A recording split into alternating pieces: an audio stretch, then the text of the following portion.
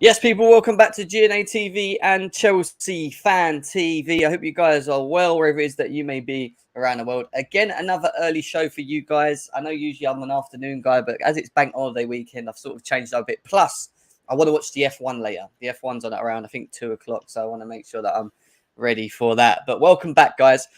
We have got a panel today, so it's not just me. We've got a panel to discuss the match reaction to Chelsea versus Leicester. Chelsea 2, Leicester 1. Lots to get into, lots to discuss. We're going to still do the player ratings. We're still going to do, the overall match discussions as well. So, yeah, just bear with us. Big up to everyone, and let's cue in.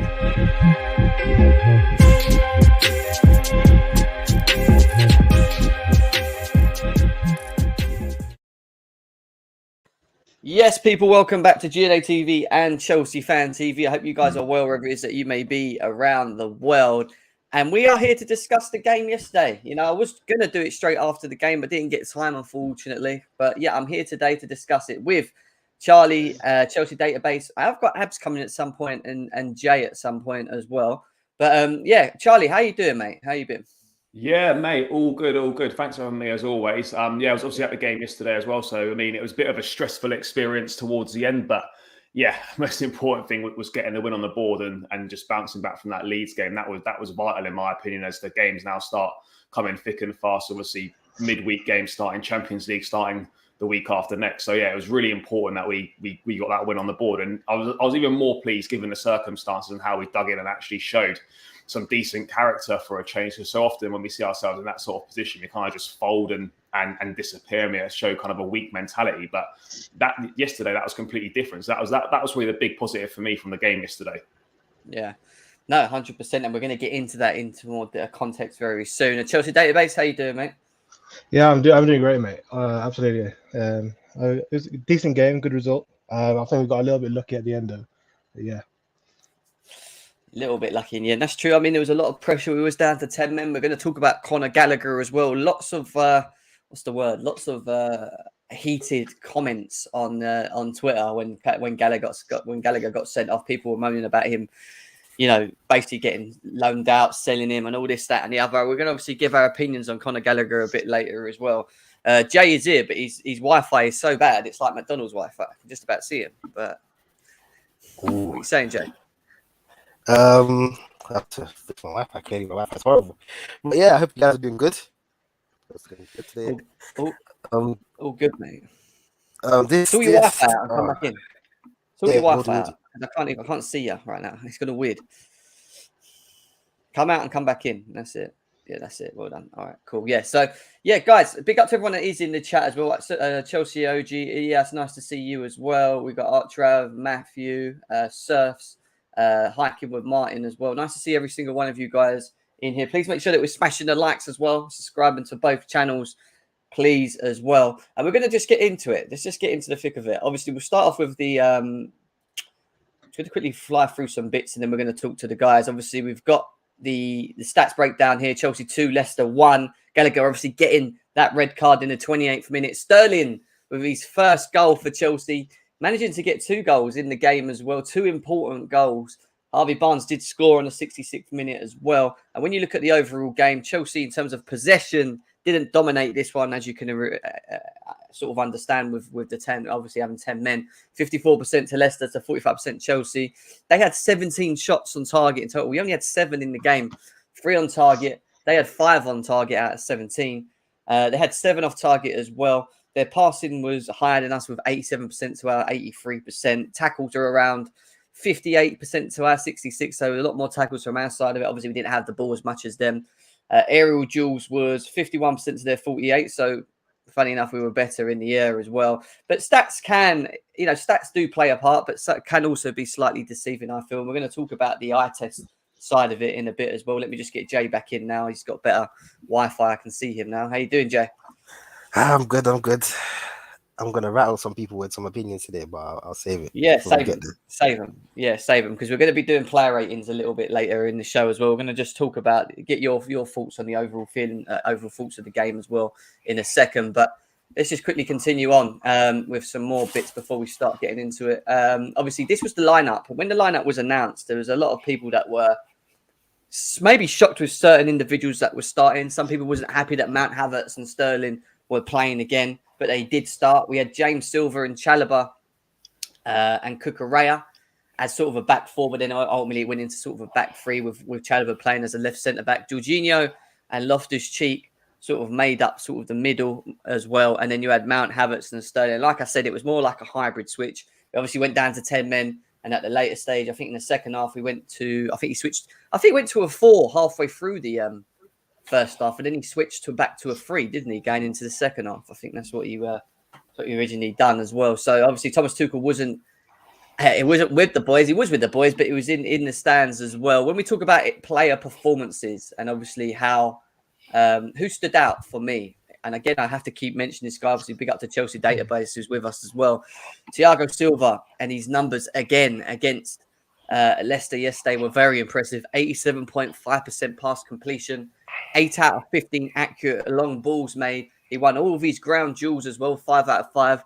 4 out of 5 aerial duels won as well. 5 tackles, 2 block shots, 4 lost ball recoveries, and 4 clearances.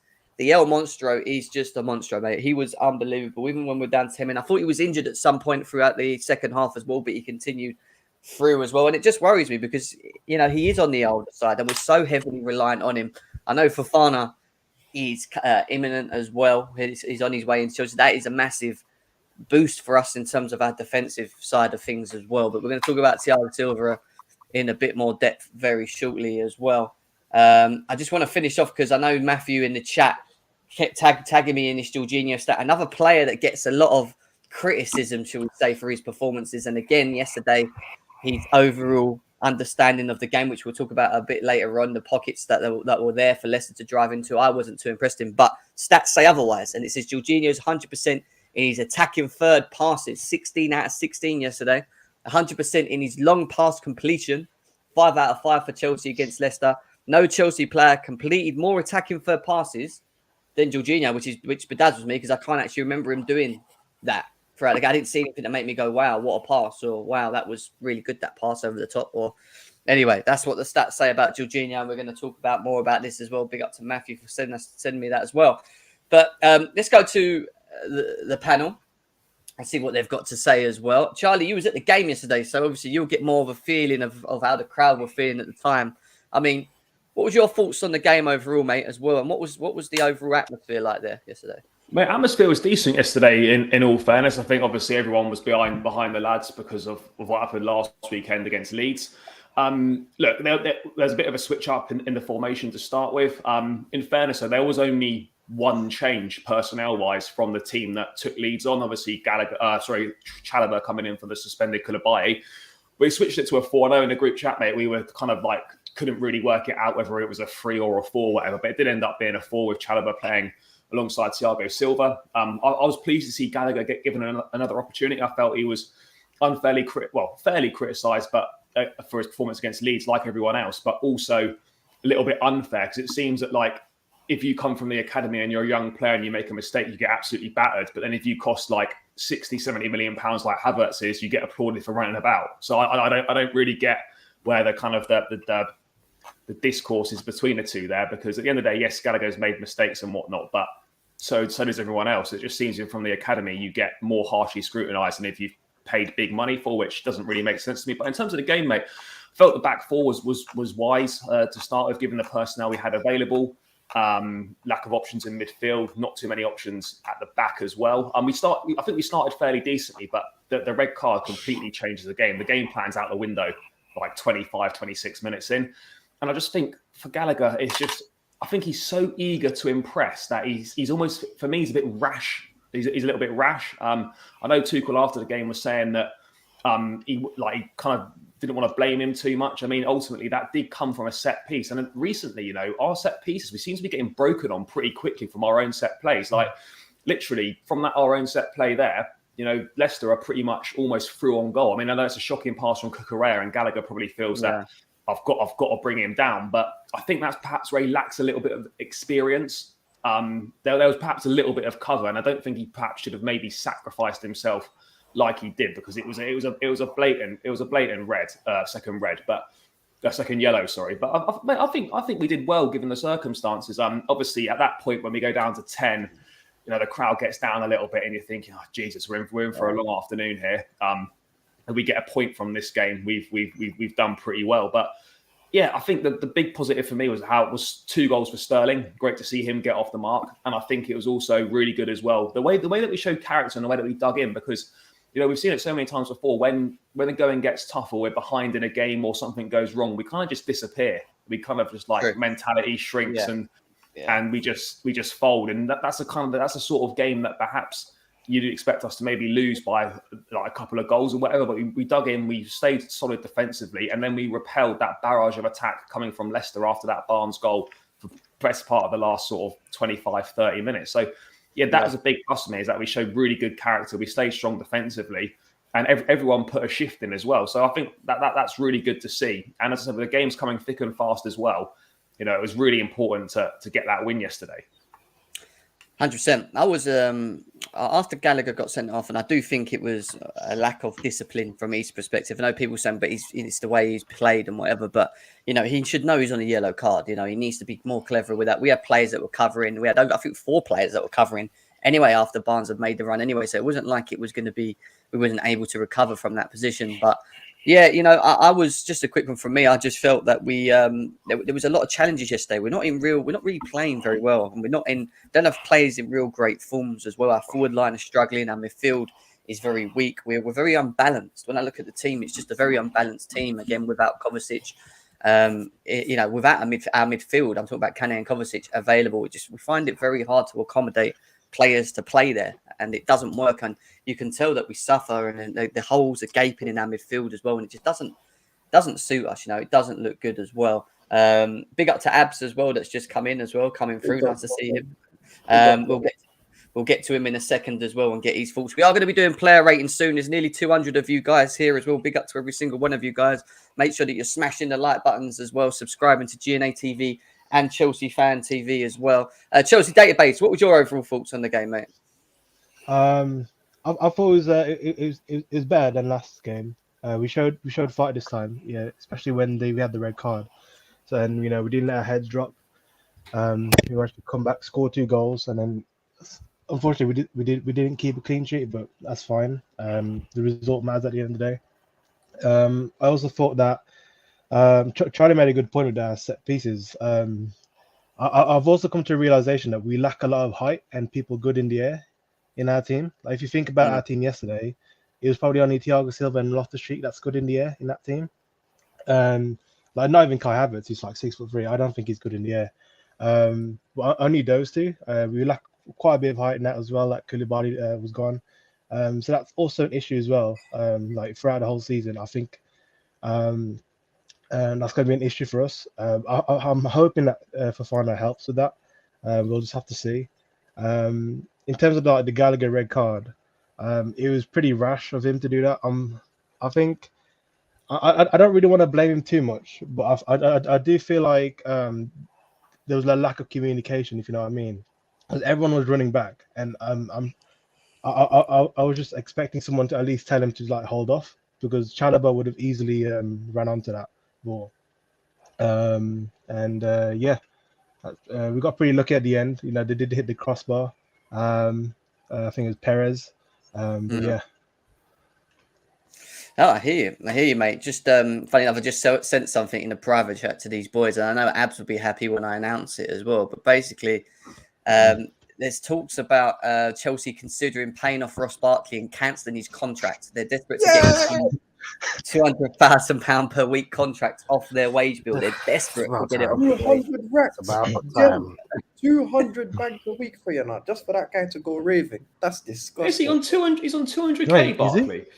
That's what it's no way. Wow. There's no way. Really? That's more than a lot of people. Let me just bring it up. Let me just, because I'm sure this can't be right, because Mal Sport have said this as well. So it's not like a dodgy. I'm trying to Google it. It's not like, all right, it comes from Transfer News Deadline, all right? And they're quite big, but they're sourcing it from Mal Sport, yeah? And this Chelsea are considering paying off Ross Barkley and cancelling his contract. They're desperate to get his huge 200,000 per week contract off their wage bill. That's obviously with tax. With tax. That can't be after tax. That's probably what it is with tax, surely. I didn't think he's not on 200k, man. He's not on 200k. bags. If he's on 200 bags, how dare he complain about not playing, bro? You should be happy sitting on the bench getting 200k a week. What are you talking about? He can't be getting 200 crazy. Yeah, that's got to be gross. It has to be gross. I said this, right? Ross Barkley, without a shadow of a doubt, is one of the worst footballers that has ever played for his football club. By a country mile, bro. He's offered nothing. Now, if we break it down, he can't pass, he can't shoot, he can't dribble, he can't tackle, he don't bring energy. All he does is the flipping Raheem Sterling thing and stick out his bunda. That's all he does. He don't do nothing else. Man, I'm just twerking on the pitch, you know. Yeah, listen. I don't even want to sit here talking about Ross Barkley because I'm so past it when it comes to him anyway. But yeah, I just found that very weird when it said 200k a week. That's I just quickly googled it and it says he's on about 100k a week. Yeah, I think 100k made sense. Yeah. That's 100. They're pretty quite mixed up. Yeah, they might just typoed that. There's no way he's on 200. Or for clicks. That's what it was. Yeah, for clicks. Yeah. Now you know what it is though. Even if he's on 100 bags, there's 100 bags too many for that fraud. 100%. He's a joke. Chelsea OG with the donation here. Thank you very much. He says Morata was our last guy to score a Premier League hat trick in 2017. Big up the panel. Man's going beach. What kind of mad? No, that's not true, bro. Mount scored one last year. Yeah, Mount got a hat trick against Norwich at Stamford Bridge when he won 7-0 last season. What's he talking about? There's Hazard's against Cardiff. There's Pulisic against Havertz. In the cup. Havertz not got a hat trick. No, in the league. In the cup. In the cup, he did. Carabao Cup against someone shit at home a couple of seasons ago. But it was Mount though. If you talk about the league, there's Hazard against Cardiff, there's Pulisic against Burnley, there's Tammy against Wolves, and there's Mount against Norwich. Off the top of my head, that's 4 that came after that. Yeah, I'm just looking at what Chelsea database sent me. It is 96k. I don't know how they've worked out 200k. Anyway, let's move on from Ross Barkley. Anyway, this is getting a bit. Anyway, let's go on to Jay. Jay, quickly, what was your thoughts on the game yesterday, mate? That game was confusing on so many levels. There were so many things I learned about this team that I didn't know before. First of all, actually, no, there's a couple of things that have actually just reiterated themselves, and I'll say it to the cows come home. Don't forget the player ratings because we will be talking individual players soon. Yeah. So if you're going to start dissing players. Yeah. I realized that certain players cannot play certain places. Won't say names, but certain players cannot play where they've been repeatedly put. But we'll leave it at that much. But also, I realized, I like the mentality that we've shown today, which we haven't shown in the past couple of games, where when we go down and we actually are facing adversity, the level of football goes up. Interesting. I don't know what the cause of that may be, although I have my suspicions. It was still good that we got the game done in the way that we did. And Raheem Sterling with that first goal, I thought I could understand how good that goal was. That first goal was something else. I can't lie. Raheem needs to do that more, and I can't wait if we do get Aubameyang. And I'm tired of hearing this new Manchester United interest, which is getting on my nerves. Hopefully, we do just get this Aubameyang thing over the line, because him and Sterling, I have a feeling that's going to go crazy. I feel like they're going to do really well together. Yeah, fair enough. Interesting. Abs, what are you saying, bro? What was your thoughts on the game yesterday? Bro, it just confirmed bare my agendas. So number one, Jennifer is not good enough to play for Chelsea Football Club, innit? We'll get into that. Save it. Let's start with him. So where was it? Bro, it was, it was, right? Apart from Sterling, Reece, and Cucurella, no one else played, and Havertz kind of in the second half. No one else, I'm being a bit too harsh. Silva and what's his name, and to an extent Mendy, no one else played well. Everyone else was poor, man. Like literally, what was it? So first half, we created nothing, absolutely nothing. Like, I'm sorry, Gallagher is not a pivot player, innit? Whether or not he's good enough is a different convo. I don't really rate him that highly, innit? But regardless of whether or not you rate him, the guy is not a pivot baller. His best position is when you play him in a midfield three where he's allowed to roam and go do his own thing, innit? In a pivot, it don't work.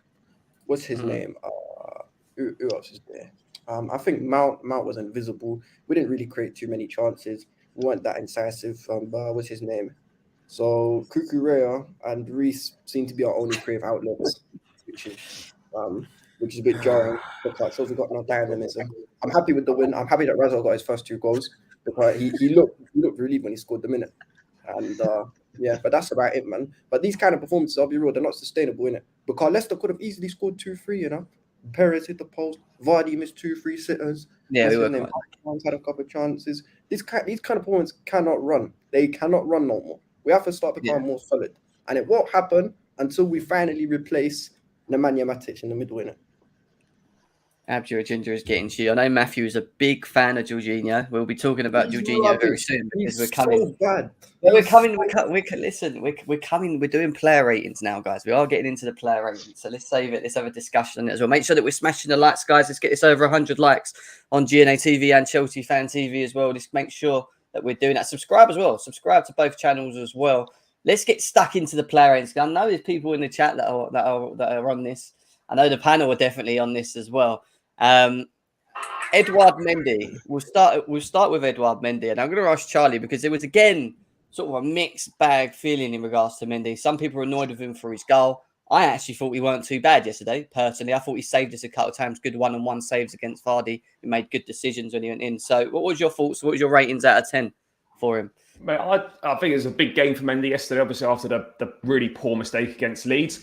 And in fairness to him, I actually think he was all right yesterday. As you touched on, a couple of times he saved us when Vardy was through 1-on-1, which, to be honest, mate, you normally expect Vardy to stick those chances away. I mean, I think he had 2 or 3 opportunities yesterday, and he messed up all of them, which is quite unlike him. You'd expect him to stick one away. I felt we dealt with those 1-on-1s well. I felt he made some good saves. I mean, yes, you know, when a goalkeeper gets beaten at the near post, it's easy to criticise that he should do better. But as you said, Jem, you know, I think it's a decent strike from Harvey Barnes. I mean, I don't think there's an awful lot that Mendy could have done to try and stop that. So I think it's an easy cop out to say, oh, he should have saved it because it was at his near post. I mean, admittedly, when it went in and I was in the ground, I was like, oh, I probably should have done better. But having seen it back, you know, there's not really an awful lot he could do. Again, his distribution at times was quite poor. A number of goal kicks where he just booted it straight out. But yeah, this was a decent performance, and I think he kept us in the game. So I'll probably give him a 6.5, mate. 6.5. Okay, fair enough. I hear that. I would probably agree with you on that. Just to cut it short, I would probably say he's probably about. I thought he had a decent. I didn't think he was too bad. I'd say 6.5. I mean, Chelsea database. What are you saying? Yeah, I'll probably just say 6. Just leave it like that. Yeah, he made some good saves. Obviously, unfortunately, didn't get a clean sheet. Yeah, there's also that one where I think what was that? It was that VAR ruled it out, that goal. I think he should have said that one. I think it was from like a corner. But yeah, I think it's 6. He did all right. Yeah. All right, fair enough. Jay, what are you saying about Mendy? I'm a 6, but I'm scraping a 6. I heard some people saying, "Oh, the near post shot, there's not much he could do," but I feel like if Kepa was in that same position, we'd be tearing him a new one. I feel like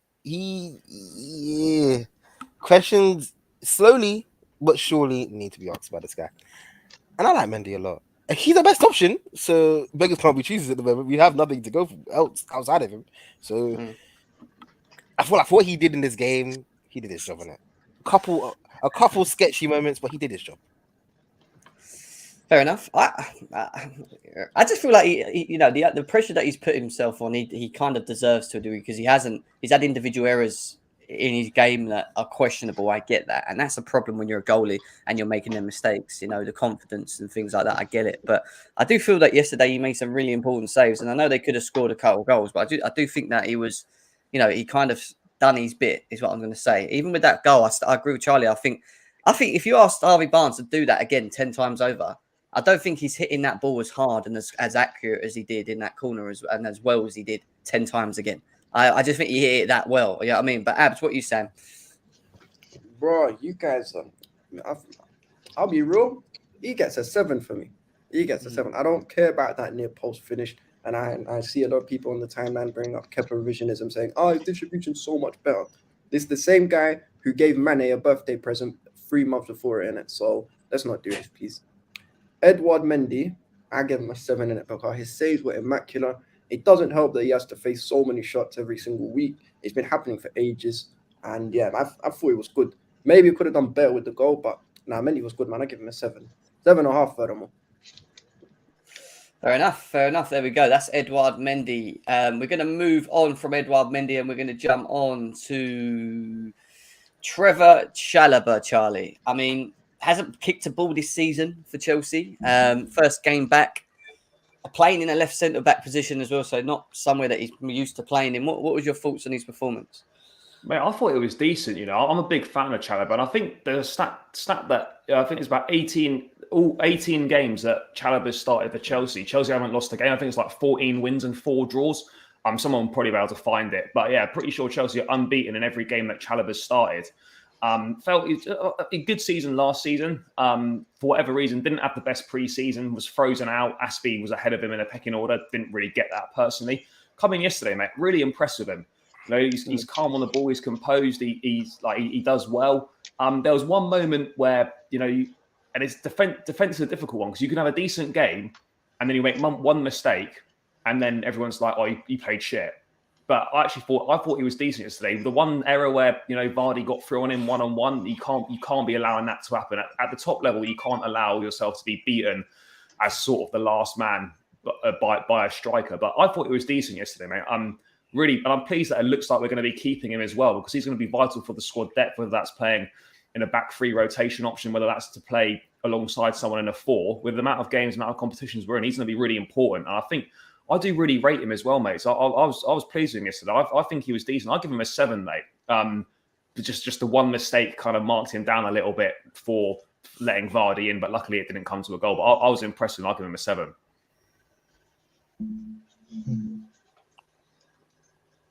You muted. Yeah, Jamie, you're on mute, mate. Sorry, guys. I thought he was a 7 myself. I thought he had a very good game. I even tweeted myself saying I thought him and Cucurella were stood out for me. I thought they done quite well in the way that they played yesterday. He had that moment.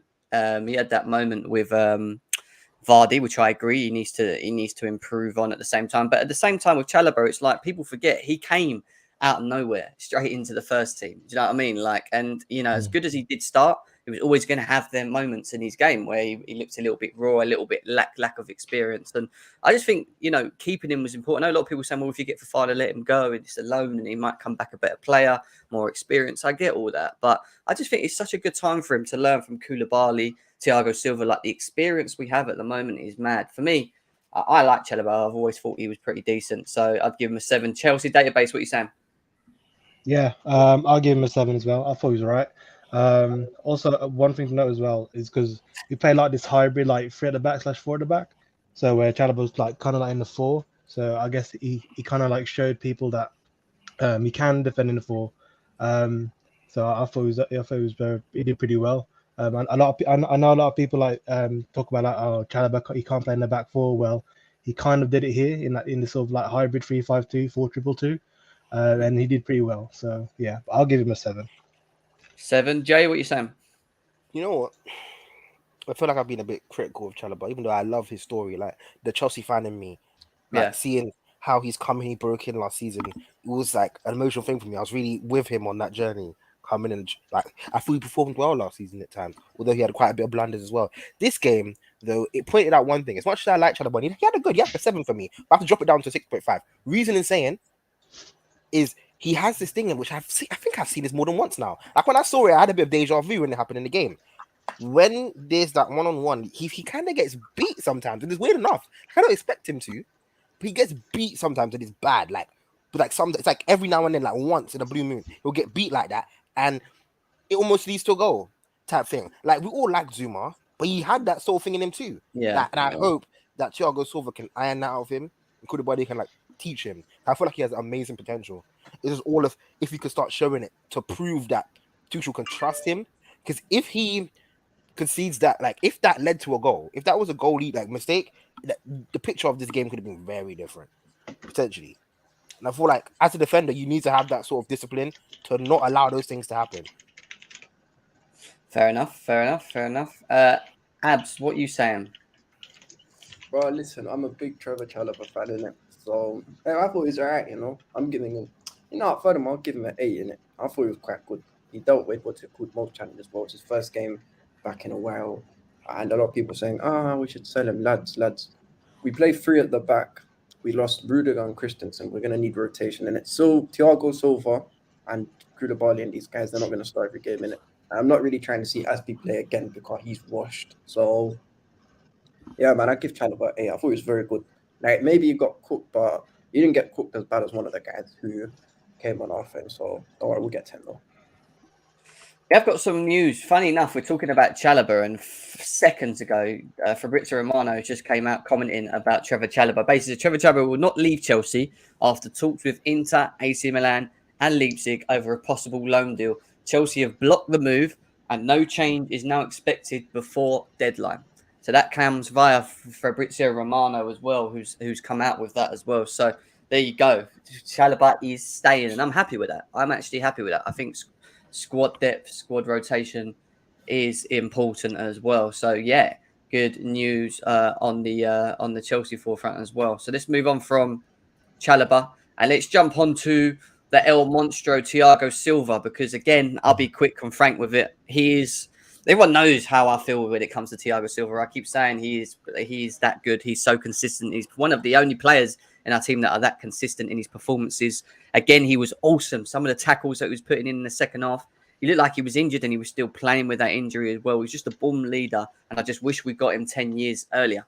That's what I wish, to be honest, because he's that good. But Charlie, what is your thoughts on Thiago Silva? I run out of ways to describe this guy. Like every like, you know, the seasons that go by, you think, oh, you know, he's not going to be as good as he was last season. He's 37 going on 38. And as you just brought up there, mate, he's the best centre-back in the league. It's not, there's not even a debate to be had about it. Every week he just plays so well. Even when kind of like those around him defensively sometimes are not doing as well. Every week he's just there. Like his leadership qualities, he commands the box, you know. He just does everything, mate. And he was phenomenal yesterday. And the fans absolutely love him. I mean, after the game yesterday at the end, everyone chanting his name. He goes round, he applauds all sections of the stadium. The guy just loves Chelsea and he gets it. And he was outstanding yesterday. And I mean, to think that this guy was free is ridiculous. I think it could go down as one of the best free transfers. Well, certainly for Chelsea, one of the best free transfers of all time. I mean, the guy's done so well. And yesterday he was outstanding again. I'll probably give him an 8.5 or a 9. I thought it was phenomenal. Yeah, I didn't even rate him. I'd give him a 9.5, whatever. I know people trying to blame him for the goal. Ashley got skinned for the goal. Yeah, I know. Yes, I'm just not having it. I'm not having this slander of a player that is that good for me anyway. Chelsea database, what are you saying? Yeah, 9.5. This guy is just amazing, bro. Like, probably, I think he's like best centre back in the league right now. Or you could probably say second, but I would say first because Van Dijk's not even looking his proper self at the moment. No. So I would say right now we have the best centre back and maybe the second best centre back with Koulibaly. Ignore the red card, but yeah, fantastic defense. With the addition for Fofana, you know, hopefully that's going to be like clean sheets every week. Yeah, clean sheets and vibes. I don't know who's going to score the goals, but yeah, we've got a great defense now. Yeah. I hear you saying, Jay, the El Monstro. This guy is fantastic. There is, you have to. This guy ages better than fine wine. This guy, the way that he plays every game, you slowly start to doubt yourself that next season he'll get any worse. That's the type of player this guy is. This guy decline, he does decline as he gets older. It's weird. Like. Even if he has a bit of like he looks like he's injured, the next game he's coming out. It doesn't matter. Like each time he looks like, oh, we might lose Thiago. We never lose this guy. How is he more consistently on the pitch than his younger teammates? It don't make sense. Everything points towards him being always off the pitch, always injured. This guy is such a class defender, man. Like, the only thing that will stop him from getting a 10, and I put him at 9.5, in between 9.5 and 10. The only thing that will stop him from getting a 10 is getting a goal. And there's not much you can do about that. That's down to the set piece taker. So I ain't going to put that on him. What Lucas said here is facts. He reads the game so well. I've not seen someone so ahead of the game. Like, he knows what's that person and where that ball's going to go before it even happens. Like, his understanding of the game is ridiculous. Like, and it is ridiculous. Fast. Bro, yeah. He's not fast, but he never gets skinned. Well, this is it, isn't it? Like it's like John Terry. Like, these guys are so good at reading the game that a lack of pace doesn't matter because they're always one step ahead. The fact they're not the quickest that doesn't make a difference. He is. No, 100%. He's a baller, man. He's a baller. Abs, what you saying? Bro, listen, 10, man, 10. Comfy 10. Not this 8.5, 9, none of it. 10. This is the best centre back in the league. Man, I'm talking about, man will tell me about Jerry Kell, Van Dijk at Liverpool, bro, and all this, and using his aura and everything there. This is a real world-class generational centre back who's a top 10 centre back of all time. I don't even care in it. And it's so shameful. It's shameful that he has that flipping stripper in front of him, because he looks so much better if he had a bit more protection. But this guy don't even need to go anymore. He's one of the best centre backs we've ever had in it. And I don't even care. I know we've had JT and Carvalho and them, but he's comfortably a top 3 centre back. Yeah. He's one of my top 3 ever at Chelsea, and he's not even been here that long when you think about it. Like he's that good. He's that good. All right, we're gonna try and fly through this quickly. Azpilicueta. I know you came on in the second half. I'll ask you guys real quickly. I'll give you a real quick one. For me personally, I thought it was a 5.5, 6. I know some people were saying he had a good game. I actually thought he had moments in his game. You can just see the decline with him. You know, I just don't feel as comfortable with him in that position anymore. And when you look at that goal, Harvey Barnes did skin him. Absolutely skinned him for me. So 5.5, straightforward for me. What are you saying, Charlie, for this one? I mean, I thought he'd done all right. It was like nothing spectacular, but then obviously getting skinned for the goal was not ideal. And as you say, mate, you know, he's been so good for us, but you can see that he's not quite got it anymore. Particularly with like tricky, younger, pacey players. They're just kind of, it's too easy to get by him. I was pretty similar to you, mate. I was going to go 5.5 or a 6, but I think the fact that he got skinned is a 5.5 for me. Guys, would you have any difference in ratings for this guy, or you agree in what we said? 3. I would. 3. I would. I'd have a difference in rating. 3. 3. I'll tell you why 3, because this guy, I don't care. He was all right when he come on, but this brother, he gets cooked too much. He got given a new deal. We should have moved him on it. Listen, I'm not gonna disrespect his legacy, because for me, he's the best right back that has ever played for Chelsea in my lifetime. However, he is finished with a capital F-I-N-N. He's not good enough to play for Chelsea anymore. Whether it's a rotation role or whether it's like, you know, the whole leadership thing, this guy's not it no more. 3, man. 3. I have to. You know what? I'm gonna be different, because I always have different takes. I'm just gonna give him a 6. Do you know why? That's crazy. It sounds crazy, but I have to be real. Outside of that blunder, I feel like he was getting interceptions. He was getting stuck in a little bit. And like for me, he as much as you guys might not like how he played, he was a game changer. If we kept Mount in this pitch, we would have lost. I promise you that. Yeah. This guy, he was giving more than the guy that he came on for. So he did his job.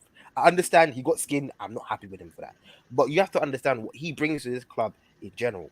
He is a morale booster. He is a legend already. He is a legend. Having legends that like, it's different from having a world-class talent, a generational talent like Thiago Silva, in comparison to having me who's been there, done it, and has the Chelsea badge to prove. Yeah.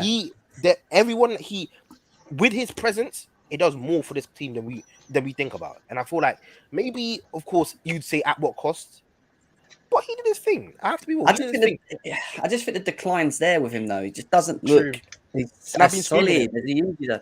You know, like you see the decline. Like, you don't see the decline with Thiago Silva, do you? Like you see the decline with this guy. Do you know what I mean? You can just see it going like that because he's been so good, and he has been so good.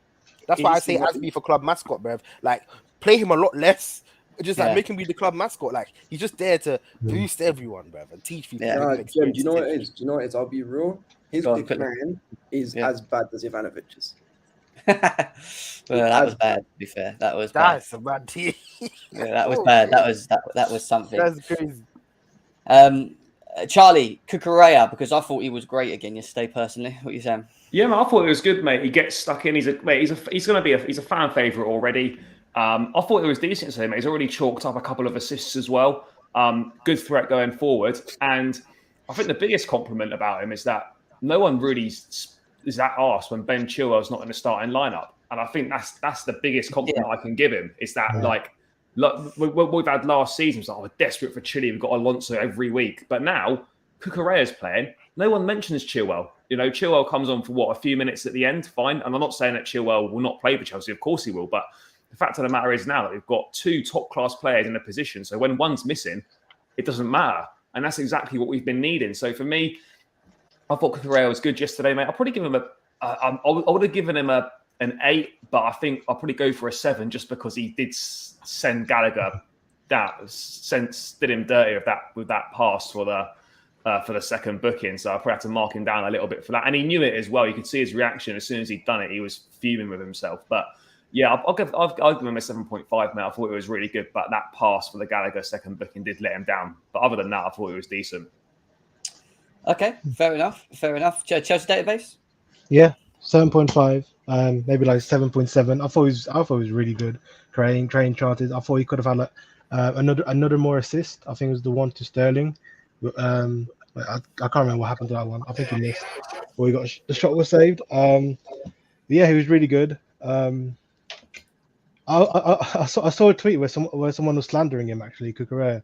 Really? There was I never could find the tweet again, but he was saying like he's exactly the same as Alonso, just faster. I just thought that was really Don't do that. They're smoking that curry dog. They are finished. What's wrong with Yeah, that? people do it. Don't do that. Bro, Don't do that. listen. Man, wanna disrespect Cuckoo Chanel like that. You don't do that, man. Don't do that. All right, Jay, what you saying? Ooh, I have to give this guy some plaudits today. He is something else. I understand in it. It was a bit unfortunate about the red card with Gallagher, but what I like is that he understands his mistakes. Like if Alonso made that same mistake, he'd be like, "Oh, I did nothing wrong."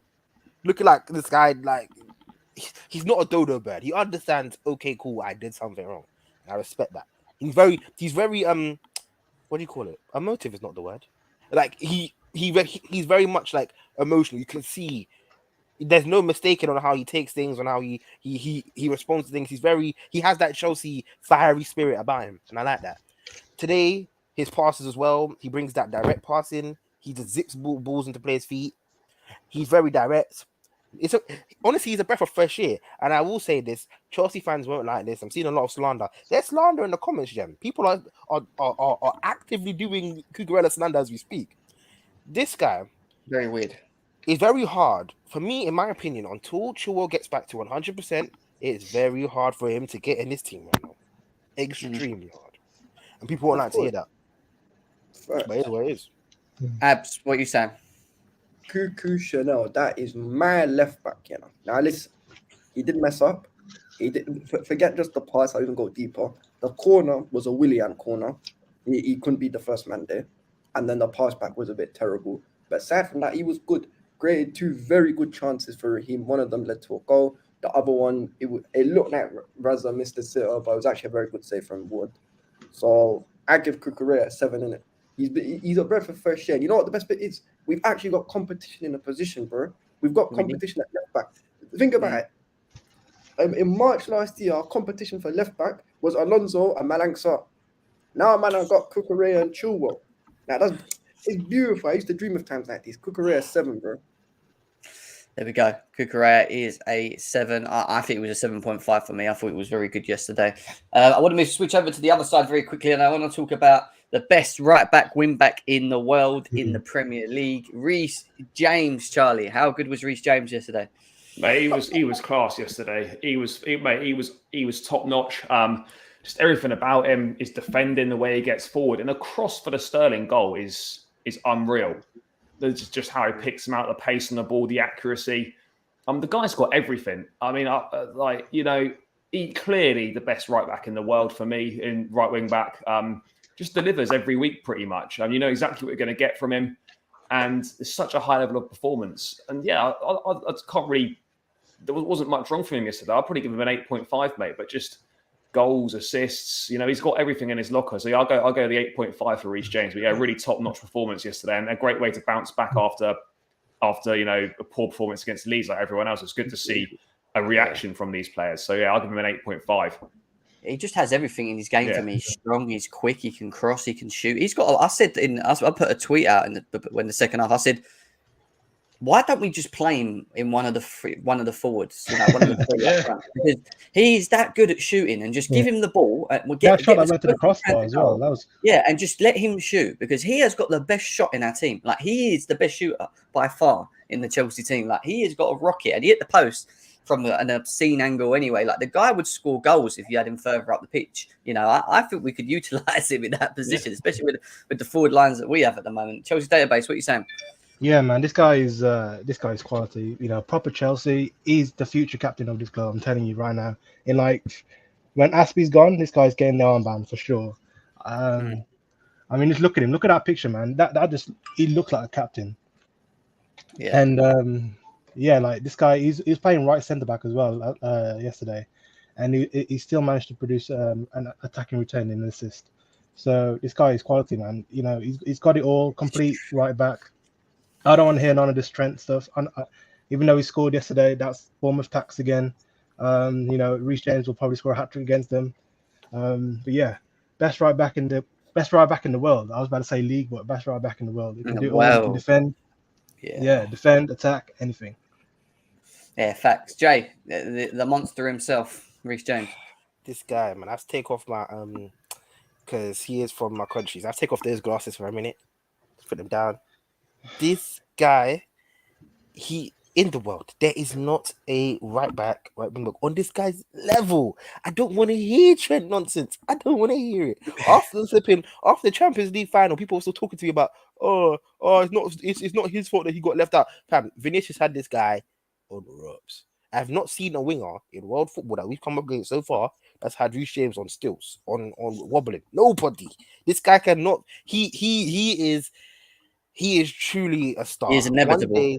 He is inevitable. One day he will have that armband, sooner than later, in my personal opinion. Because Aspie's out of here in the next 2 years or a year.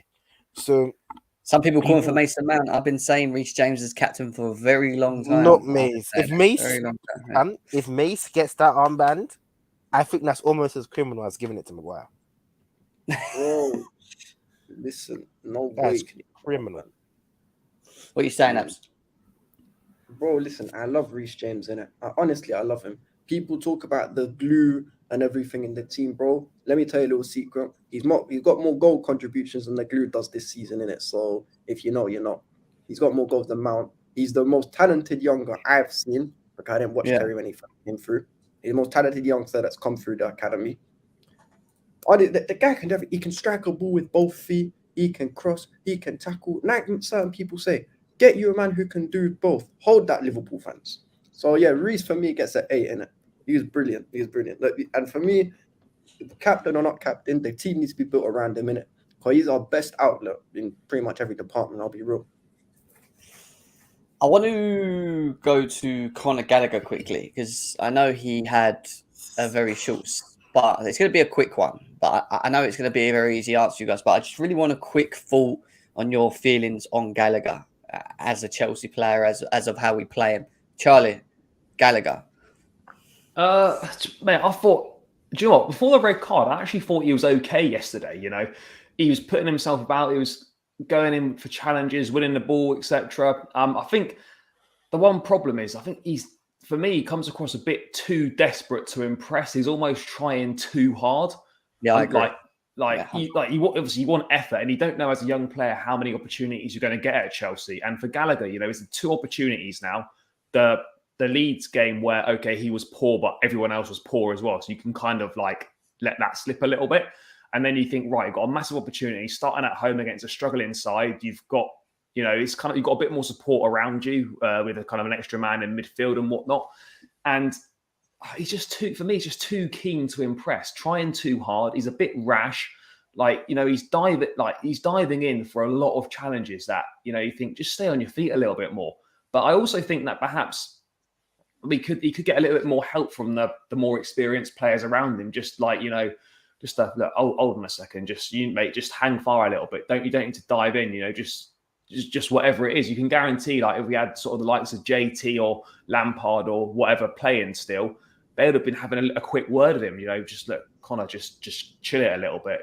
Just calm down. But I didn't really see too much of that. But I think because it's saying he doesn't know how many opportunities he's going to get. Like he's desperate to impress, and overdoing it is kind of what's cost him. And you don't know how many chances you're going to get for Chelsea. And he's missing the Southampton game, and then you think, well, when's this guy going to get back in? He will get other opportunities, but as a young player, your opportunities at a big club are few and far between to impress. And right now, that's kind of a couple where he's not impressed. But again, I think you've got to remember that for people that are writing him off after 2 games, like we need to hang fire a little bit. Look, ultimately, Gallagher might not work out at Chelsea, but you can't make that decision after 2 football matches.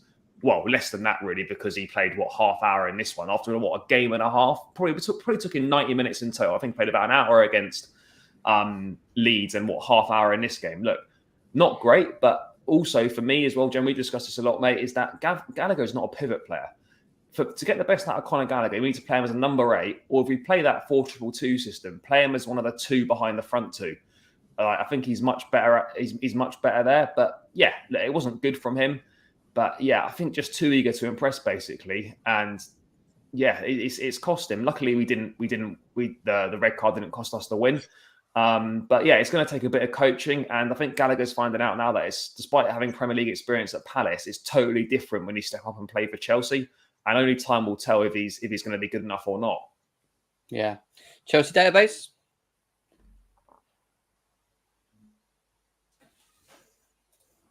Is he not there? All right, fair enough. We're going to Jay. Jay, what are you saying? Honestly, this guy, I'm going to give him the benefit of the doubt. For me, for that red card, you can't get higher than a 4, 3.5. I like Conor. I want to see the best of him, but as wait, I'm sorry, I don't know your name. The guy next to them. Apologies. Charlie. As Charlie rightfully said, he's too eager to impress, man, and it's to his own detriment. And with the way that Chelsea plays, if you're not the front 3, you don't have that. You do have a license, but you're not allowed to be too wild. You need discipline if you're not the front 3. The front 3 could go and create their own, play their own song, do their own thing, be creative as hell. That's their job. Because Tuchel command said that.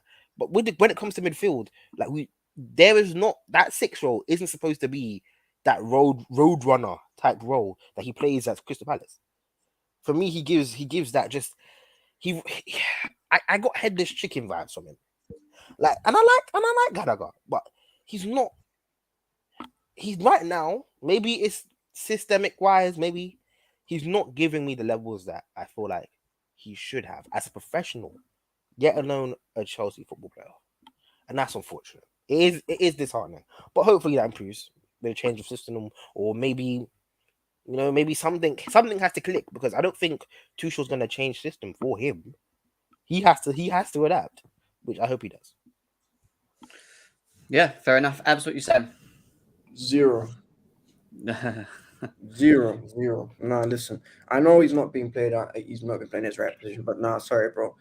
You can't be doing anything there. He was kind of hung out to dry, but nah. In fact, actually, I've 1 or 0. In fact, I'll give him 1 because I feel it was a bit harsh. But nah, 1, man. He didn't really offer much. He wasn't he got a red card as well. There's only one guy who deserves a 0 in my opinion. So I'm giving him a 1 straight.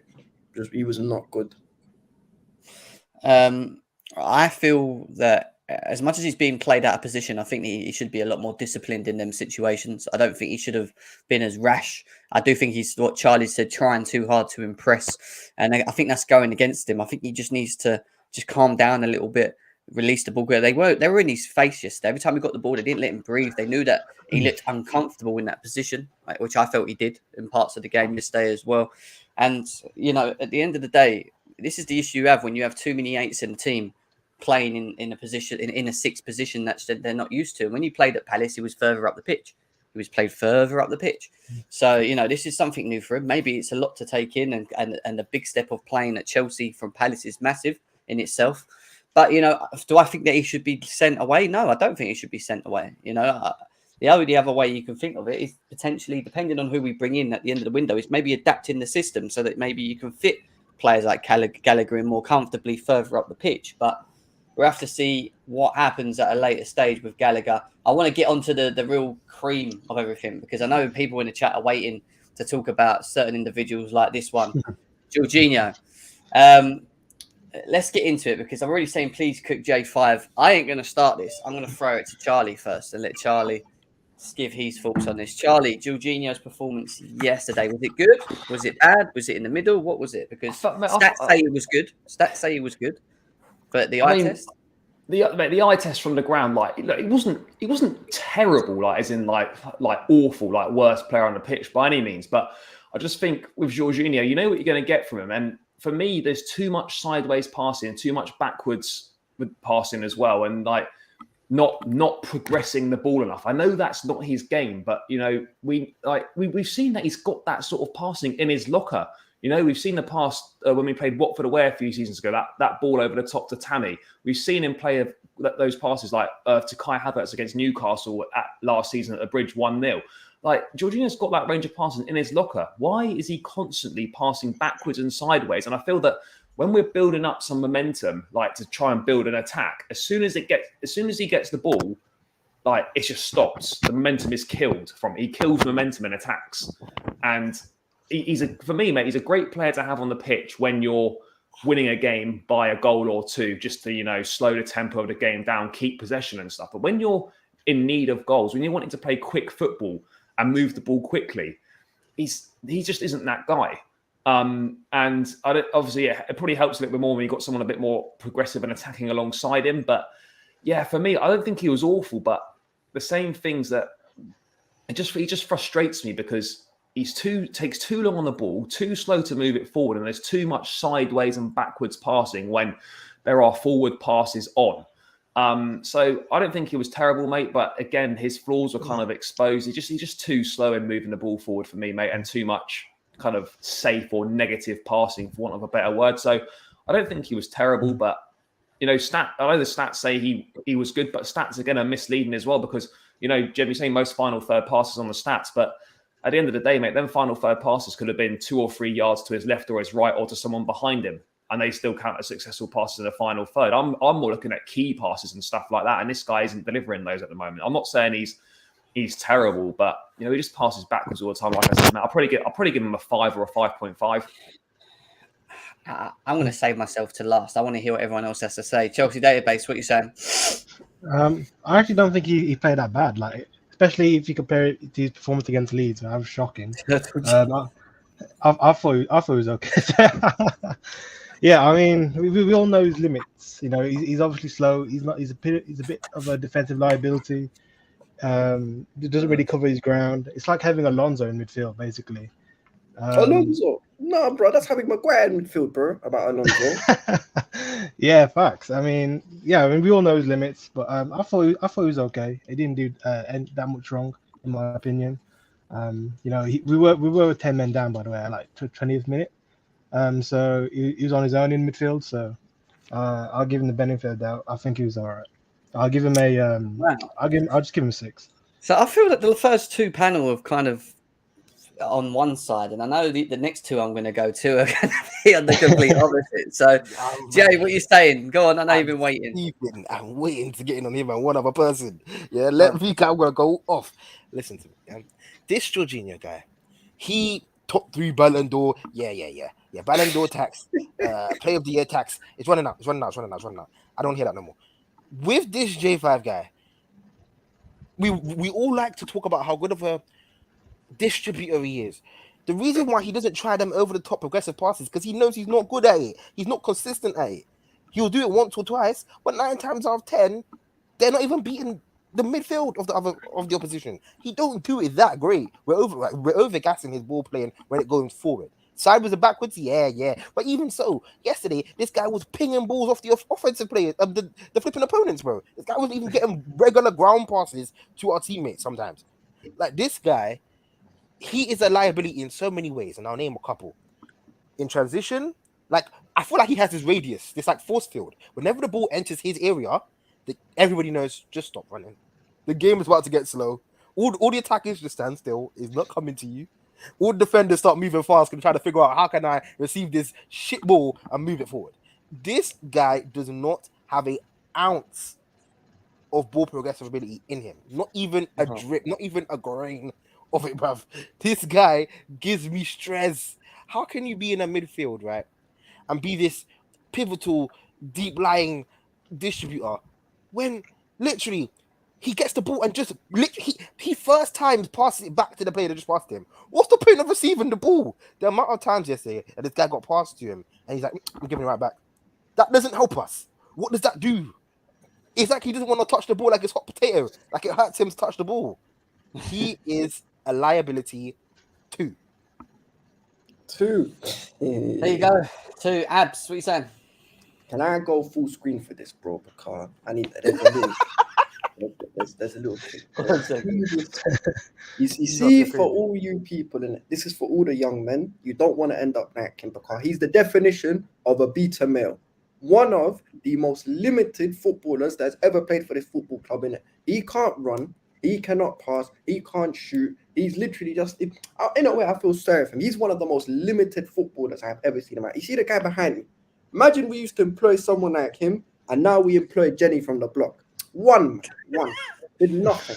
He's useless. He don't offer nothing to the team. This whole he's such a great passer. No, it's not that. But literally, all his passes are P-rollers. He's so one-footed, so limited. And as a DM, I don't care about this whole register thing. The DM's first job is to defend, is to provide protection to your defense. Not the other way around. Your defenders are not supposed to protect you. You're supposed to protect them, bro, and facilitate others. But the reason why we can never progress is we have to facilitate for this clown. And it's not even like he's a great passer. He's not a Xabi Alonso. He's not a Pirlo. He's not a Fabregas. He's rubbish. He's useless. He's a flipping League 2 player at best. He is him and Ross Barkley on the same level of dead, man. Man went from Makelele, Matic, Essien, all these guys to this fraud. One, man. In fact, one. Get him out of my club, bro. He's useless. There you go. It's funny because I'm reading the chat while you're going on, and there's such a mixed feeling towards it. Some people saying J5's great, he's the only midfielder that stays fit, and blah, blah, blah, blah, and we're too harsh on him. Others are saying he's slow, he's this, he's that. I'm going now. Whatever. I'm calling out, Matt. Stop this J5 talk, bro. I'm tired. Yeah, I'm on your stream so much. I'm tired of hearing this. Either you're trying to do this so J5 comes in your DMs or something. You want to do something with my man? Stop it.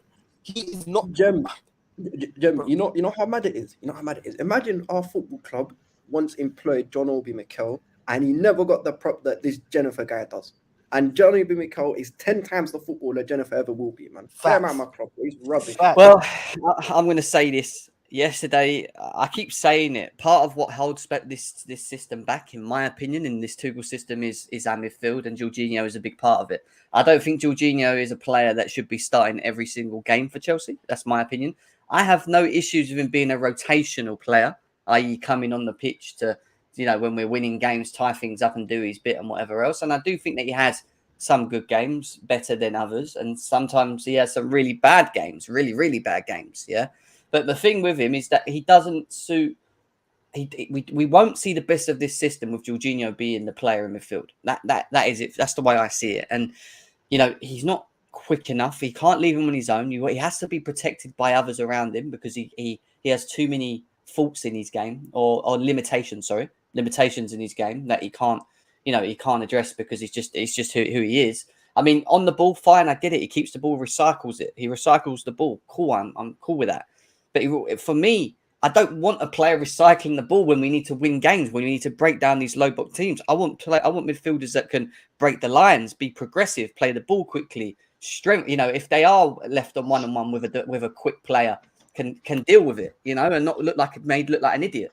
Like these are little things that I actually feel that the opposition, when they come up against us, they see Jorginho when he's on the team and they see that they target him.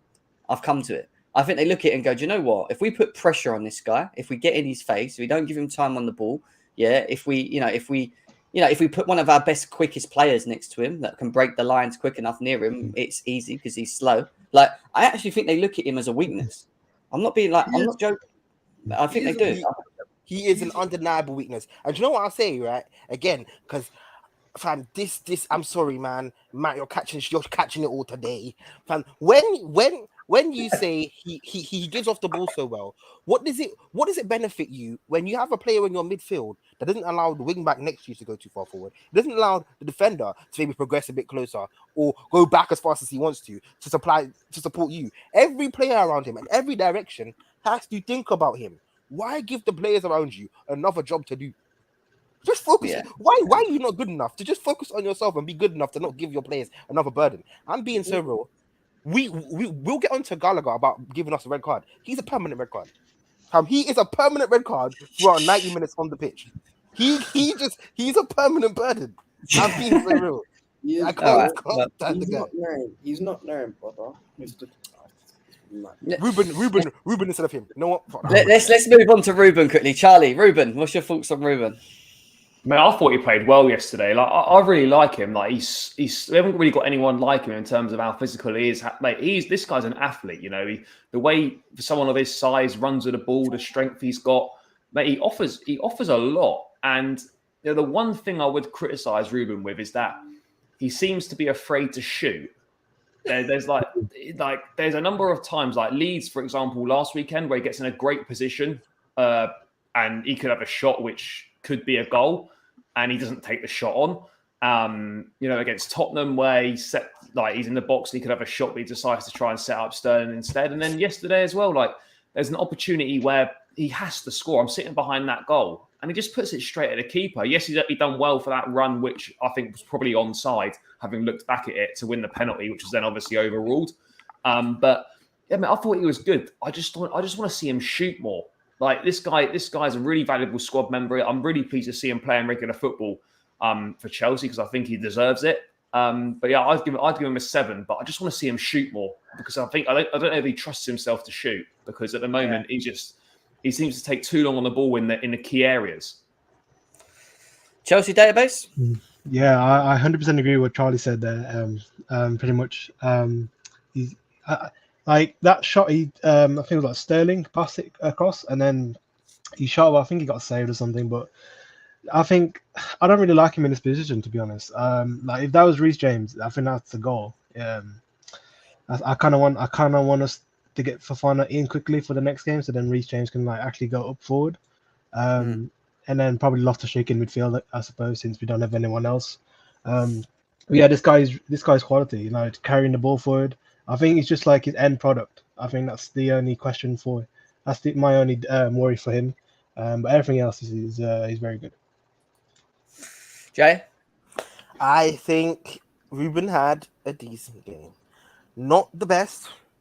Definitely, he has inconsistency issues. Like, gets on my nerves, but he's not making humongous blunders, which is what I look at the most at the moment. Because right now, there's too many people doing major negatives that I'm kind of right now settling for him doing okay. So Ruben 5, you know, and I feel like Ruben as well as just database rightfully said, we need Fofana in. I don't really want to see him there anymore.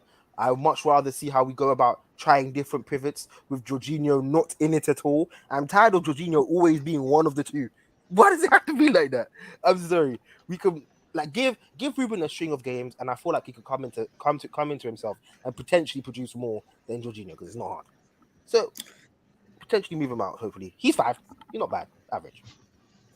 Abs.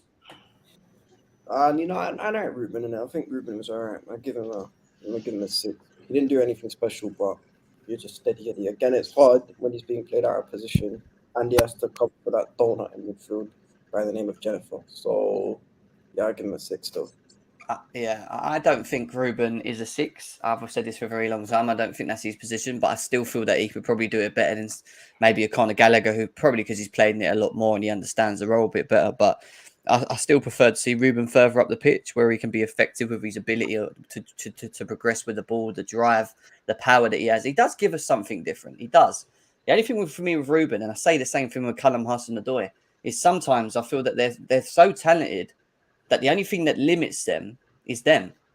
Like they stop themselves from doing, do you know what I mean? Like they could just be so much more if they just played the way that we know that they can play in their ability. And sometimes I just feel that they hold themselves back as well. Big up to Lee Chappie that's in the chat as well. He says, hey lads, firstly, well done for yesterday's played us out the game with 10 men. Leicester's season's a real worry. Fofana will rat you lot out in a few years, no doubt. Good luck for the season. Big up to Lee Chappie, a Leicester fan as well. Go and check him out on his YouTube as well. Big up to him. big Leicester fan. Yeah, look, thank you for the Fofana. I know he's a great player. A lot of the Leicester fans are saying that he won't hang around long for Chelsea. We'll have to wait and see. Once you're a Chelsea player, it's very hard to leave Chelsea. That's what I'm going to say. Chelsea's his obsession. Leicester was never his obsession. Come on, darlings. Let's get real. He's a Chelsea boy. Shall we get into the tasty bits, the bits that everyone's been waiting to get into? And I'm just going to go straight into. I'm going to go deep into this, and I'm going to start with money, minerals, Mason Mount in the. I don't want to hear minerals on this channel. I hate that word. I want to go to Charlie. Mason Minerals Mount, mate. What is going on with him? Because again, he seems to not be able to perform well in the last 4 games. I thought he was all right against Tottenham, but when you look at his overall game at the moment, he seems to be less effective, doesn't he? Yeah, mate, it's just not happening for him at the moment. I think he could probably do with a couple of games being benched, if I'm being perfectly honest. I think he should be taken out of the starting lineup. It's just not happening for him at the moment. I don't really know why that is. Again, like with a number of players, it doesn't help that he's not playing in his natural or preferred position. This guy's a number 8. He wants to play as part of like a 3-man midfielder a bit deeper, but he's having to play in that front 3 because of the deficiencies of everyone else and actually the decent numbers that he did post, despite, what people might say about him. 30 goals and assists last season. I don't really care who it's against. They were all helpful to us. They contributed to how we did in our season. But at the moment, mate, this is just not happening for Mount. And I don't know what it is, but he was anonymous. Tuchel was accusing him of sleeping against Everton. He was better against Tottenham, terrible against Leeds, like everyone else was. And then yesterday, mate, he was just invisible. The guy didn't do anything. Like, I couldn't tell you one thing in the first half that he did. There was just nothing. Like, you wouldn't even know he was playing. And I think it's a little bit of a concern that he's played a lot of football, young players, and he still is young. They go through patches where they're not going to play well. But I think for Mount, there needs to be, and this needs to come from Tuchel as well, there needs to be a level of accountability that you can't keep starting games if you're not performing. He's got to send that message to the squad that if you're not playing well, then you're going to be benched. You can't have it certain standards for some players and then standards for others. Like, if you don't play well, it doesn't matter who you are. You need to be benched. And I love Mason Mount, and a lot of Chelsea fans love Mason Mount, but this guy's not delivered so far this season. Four games this season, no goals, no assists. That deserves. You've got to be benched for that. You can't be allowing those mediocre standards to be acceptable at Chelsea. So for me, mate, he's got to go on the bench, and he was useless. Even nothing yesterday, mate. I'll give him a 1. Wow. A 1. A 1. Charlie, I know you said you got to leave at 12:30. Are you all right? Or you got to go? Yeah, I'm good for like another 10-15 minutes. That's fine. Okay, cool. No worries. Just want to double check with you. Chelsea Database, what are you saying? Yeah, I think I wouldn't go as far as rating as a 1. Probably maybe like a 4 or 5. What? Let him say. Let him finish. I have to give you these eyes. I'm looking through eyes. What's going on? No, I mean, yeah, he wasn't good. He hasn't been good like in any of the games, actually. I do feel like he has to be dropped. I feel like we should give someone like I don't know, maybe like Pulisic a go there, or if we have Broger in and then Havertz or something. But yeah, I mean, it's a weird one because he was really good last season, and then he was also good in preseason as well. So I don't know what's happened now that the season started. I feel like it might just be like a lack of competition in that position. Like he's always the one starting. He's always the one favoured in that position. I feel like he needs to pull his socks up, and for him to do that, we need to bring someone else in, so then it kind of gets that competition. I don't know if that's like Aubameyang or even like Anthony Gordon, but yeah. I think you need someone that can force him out of his position for a bit, and I think actually putting him on the bench might relighten him a bit. I think some of these players in the Chelsea team need that. To be honest, I think they need competition, especially in the forward line. And when you look at Ziyech and you look at Pulisic and you look, obviously Werner's gone and Lukaku's alone. When you look at the forwards that we do still have, there ain't really competition because you know that I think from what I saw of Pulisic as well, I know Ziyech wants to leave. I don't think some of these players want to be here. And I think Thomas Tuchel is being forced into playing certain players based upon knowing that there's players that don't really want to be in this team. And, when you've got Ziyech on the bench who's forcing a move out, and Pulisic, who I feel is not 100% happy in itself, and your Mount and your Havertz, and you're looking at what option, what you've got against you, you ain't really got much pressure there, and I think that's what the issue. I think they're very comfortable in knowing that they're kind of going to start. And I don't think that's a very good thing, especially when you're playing at Chelsea. I think you need to have someone keeping you on your toes, and maybe Conor Gallagher should be played further up the pitch. And giving him competition somewhere where he's a bit more comfortable. Do you know what I mean? Or Ruben or someone. But where we've got so many injuries at the moment, I think with Kovacic and Kante coming back, I think you might see that Gallagher and maybe even Ruben may be utilised a bit further up the pitch if we're going to keep the same system. And that's where the competition might come if we don't buy an Aubameyang, if we don't buy a Gordon or whatever else. So, yeah, he wasn't good yesterday for me. I didn't think he was good whatsoever. And I do think he needs to be dropped, if you want my honest opinion. I think he does. Not because I don't like the player. People need to get this. It's not because I don't like Mount. I like Mount. I do. It's just that I feel he needs competition. He needs someone to keep him on his toes. He needs someone to push him to get back, to find that form again, Jay, what are you saying? Oh, here he is. I've just seen the minerals fall in the chat, bro. You say Mason Mount, and here he is. Oh, stay here. And we summoned him. Stay here and listen to this. Yeah, Johnny Minerals. Yeah. How about this, right? Mount is a ghost. I don't care about the midfield. He does nothing when they even are there. As it currently stands, this guy does not take on a player from the position he's been asked for. I am not doubting that Mount isn't a good player. Right now, being deployed on that right-hand side as a forward, he is atrocious. Absolutely below par. He does not progress that ball like he's supposed to. And maybe that's not in his nature, and I'm not blaming him. But all I can do is judge him for what he's been doing in the place that he's been put on. Like that. The question of what he really isn't the conversation. So I don't want to see Minerals tweets about, but he has the minerals. You just don't see them. Mount he's just that guy. There is no excuse as to why you're just. There's no fight in him. It's not even like he's fighting on the pitch. He just seems like he's there, floating with the motion until he eventually gets subbed out. Tell me why the team was better after Mount got subbed off. I want to hear the atrocious tweet or the atrocious video that this Johnny Minerals guy's posted on Twitter. I'm waiting for it. Because there's no answer. There's no answer. Don't blame other people for Mount. There's always an excuse. There's always an excuse for players like Mount and Havertz. We need to discipline certain players. They need disciplinaries. Certain players, when they perform bad in other teams, don't get fined for stuff like this, for not being present. This is poor.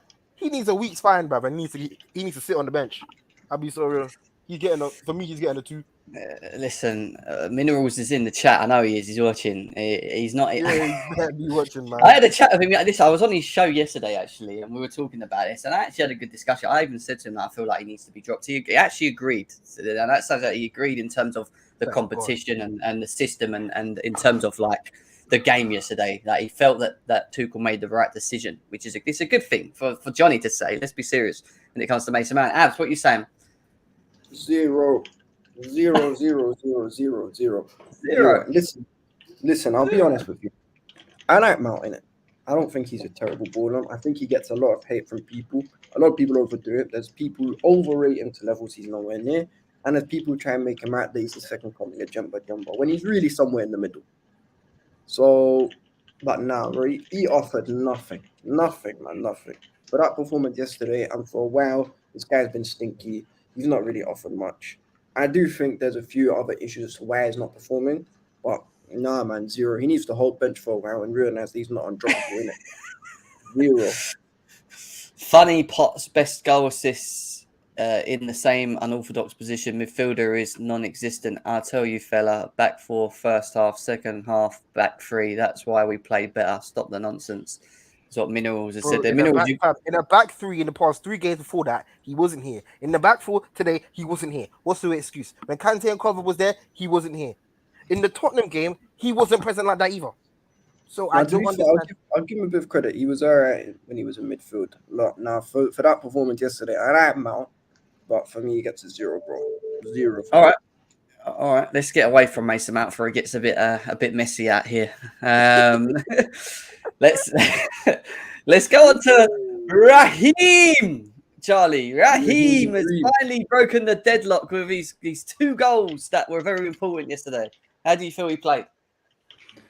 Do you know what, mate? I thought he was decent yesterday. It's what we signed him for, is to score goals, and I'm delighted that he got them. Again, a little bit of a slow start, but someone that can actually finish. He could have had a hat trick, but he had that one where he hit the post in the second half as well. So I mean, you think that would go away, but he's the only one. He's been here 3-4 games, and he's already showing levels to the attackers that have been here before. He's clear of them already, and these guys could learn a lot from him. Like Kai Havertz and stuff. These guys need to watch what this guy's doing and pick bits up from this game, because Sterling, all right, it was a little bit quiet in the first half, but when it mattered, he stood up and he was there to be counted. And he stuck two decent. Well, I mean, obviously the second one is a bit of a tap in, but he's in the right place at the right time. The first one, I still can't tell if it's deflected or not, but at least he's taking the shot on and whatnot. I thought he was good, mate. And look, he'll have to improve as well. But you can only play with what you've got, and he's not playing with the same quality of players that he was playing with at City. So he's not going to look as good. We need to realise that we're not going to get the Raheem Sterling that was at Manchester City. We're going to get something that's a little bit different, because we haven't got the same quality of players around, and we haven't got De Bruyne's, we haven't got Mahrez's, we haven't got Foden's and whatnot, like giving him all these opportunities. Like Sterling's going to have to improve his finishing, because he's going to get less chances than he gets at City. So he's got to, instead of being like putting the ball in, say 1 and 4, he's got to try and get 1 and 2, because he's not going to get as many chances. But I thought he was decent yesterday. I mean, I'll give him an 8, because at the end of the day, he was a match-winning contribution with both goals. So you've got to respect that. So I'll give him an 8. Yeah. Chelsea database, Sterling. Yeah, an 8. I think he also could have got a hat trick as well, but he missed that chance. But and he could have got an assist as well from that Ruben shot. But I thought it was brilliant. Finally opened his goal scoring account for Chelsea. Scored at the Bridge. So yeah, I thought it was brilliant. Hopefully more to come.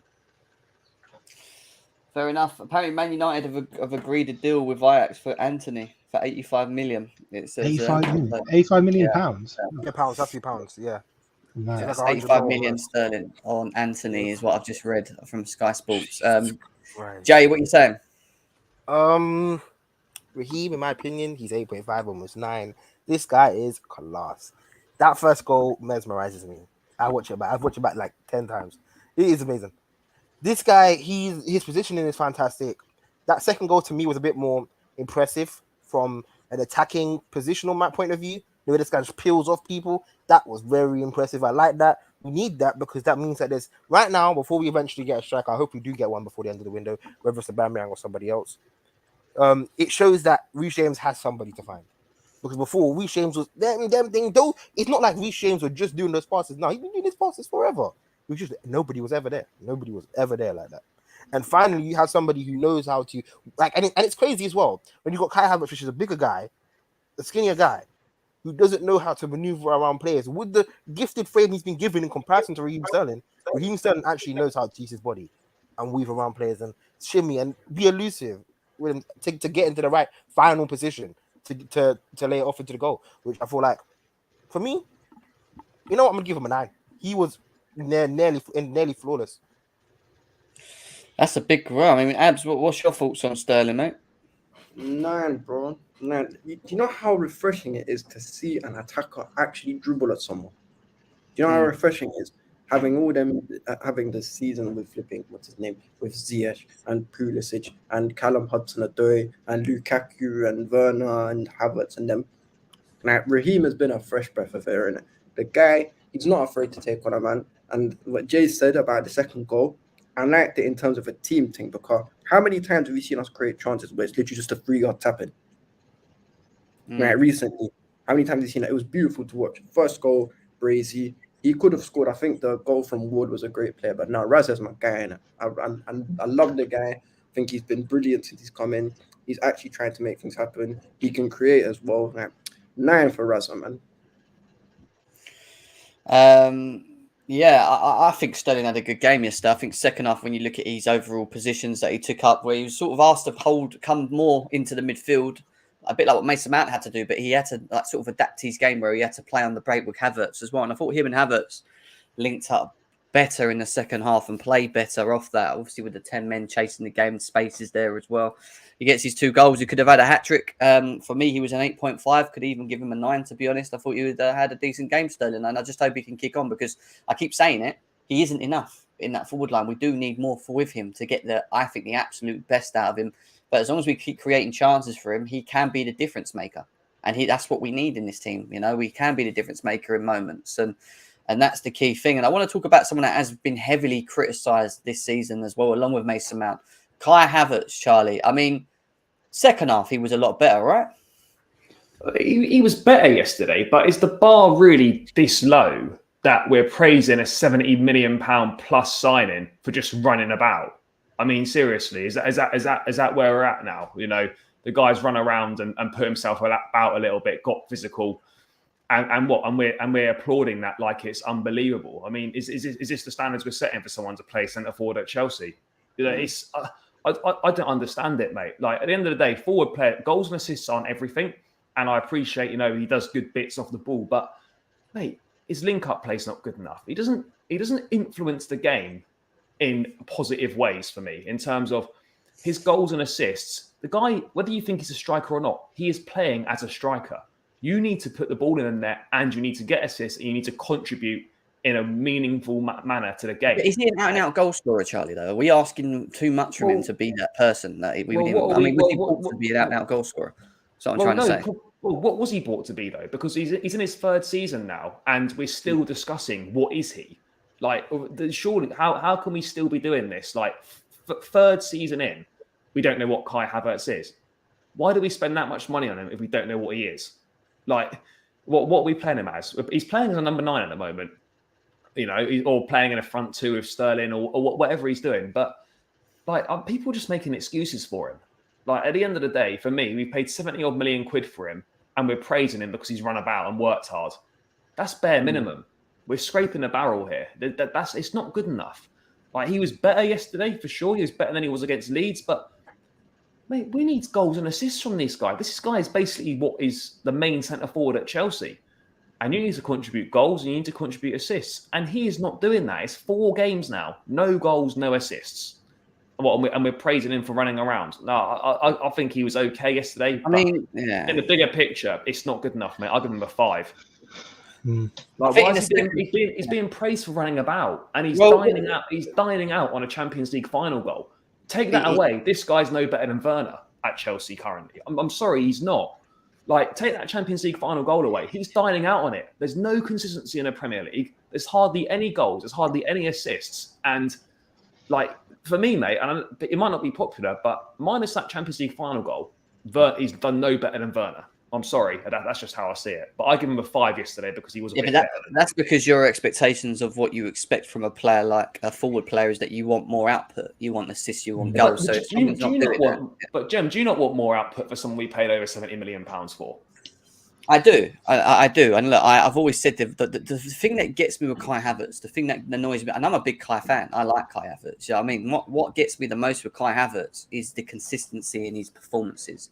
And he can go missing in games. And I do feel what's behind him doesn't help sometimes. And I'm talking about in terms of the creativity element of it. We already know this. We don't create enough for our forward lines, even when Werner was there and others were there as well. And I get that. I do feel that he still offers a bit more in the system. But at the same time, I get the frustrations with how much we spent and what he should be doing in terms of creating and outputs and whatever else. I thought he was better in the second half. I thought he got more stuck in. I thought he was decent. I thought he'd held the ball well. He set up Reece James to cross the ball into Sterling, which led to the second goal as well. He does get about, and I agree. He's not in. I think he knows himself. And when you listen to his interview, he knows that he's not in the greatest of form at the moment. He even said himself in the interview what he expects more of himself, and what's more important is goals and assists. So even though he feels that he has had some decent games and maybe not scored, he still feels that he needs to be on. He needs to be on the score sheet a lot more. So the fact that he notices it, fine. I agree with you. I think he does need to do more in front of goal. And I get the whole thing of the Champions League and whatever else. I think he's had last season a good small patches of games where he's been reliable and won us games and, little parts.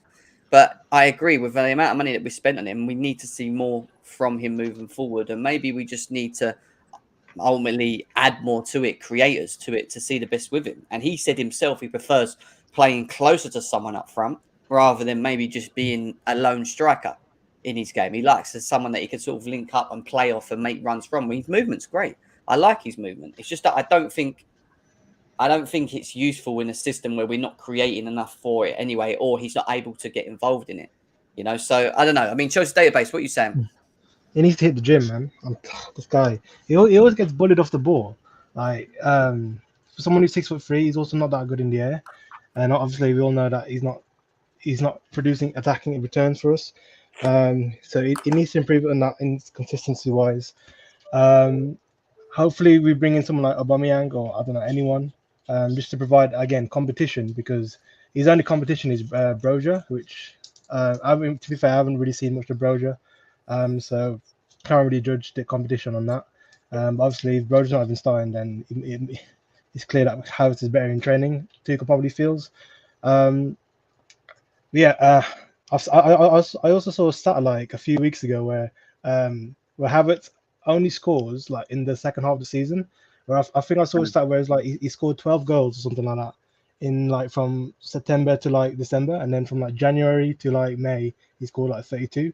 And that's like including from like Bayern Leverkusen. So maybe we just need to like keep him for the second half of the season and then play someone else at the start, because he obviously starts really slow.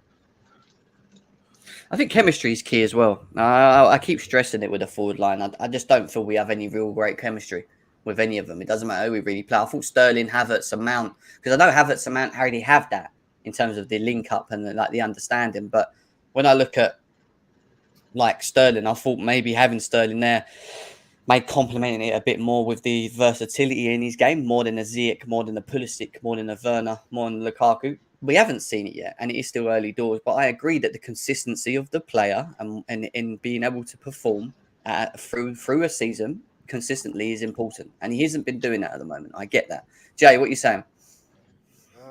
I'll continue to say it. I feel like he's probably, for me, he's a very pointless attack striker. I don't see why he's on striker. I don't see that false 9 thing is dead in the water. You've given him how many games run now, preseason and the natural league. It's not a fake. We need to figure out where else he can perform. So I don't think he's an overall dead player. It's just that the things you need him to do, him and his body does not align with what a striker should be doing. He just doesn't know how to play that position well. I don't know what it is. Forget all this positional stuff. His shooting is just horrible in itself. It's just not good enough. Like people, because and I was saying he, like, as Charlie was saying, he's eating off of that Champions League goal. He's been munching for time. Yeah, like it's not now. You can see if you really look what was happening in that time, he was missing sitters just like Werner. Just as bad. If you go in there and look at them, half of the misses he was doing in that time, he was not any better, in my personal opinion.